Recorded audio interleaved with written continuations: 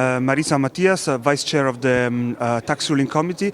After this massive leak, nicknamed the Panama Paper, what do you think the European Parliament and the European Union can do and should do to avoid something like that happening again?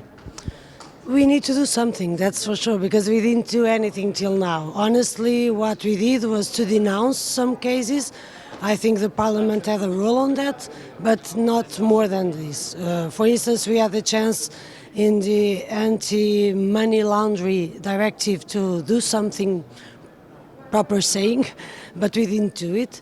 And I think that we need to continue, but in this case we have really to investigate. We have really to have a full inquiry committee.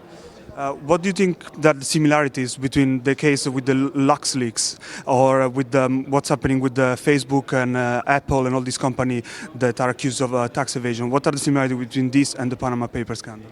All these things are connected, unfortunately. There are similarities with LuxLeaks and Apple and Google because we are talking about schemes in order to avoid to pay taxes, or we perhaps are talking about tax rulings, but for sure we are talking about fiscal fraud and other practices which are not only, I would say, very the very contrary principle of the European Union, but also they are not legitimate in a context that, for instance, multinationals pay between 1 and 5% of taxes, while the small and medium enterprises pay 18, 20, 25% in taxes. And also workers cannot choose if they pay the taxes where they work or not.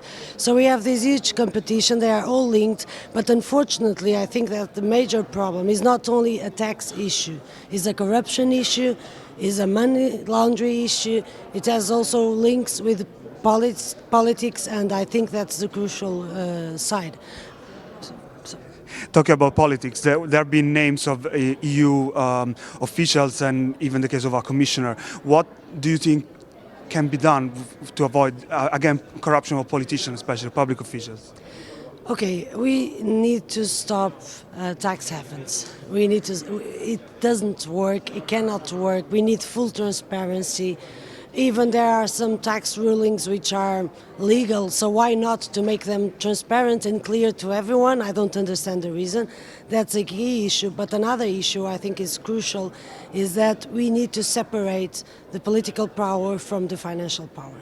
Unfortunately, I think that politics has been kidnapped for a long time now, so we need to rescue it. On the behalf of the citizens, we need to do it. We need to recover politics to the side of the citizens and not to the defense of the interests of the financial markets.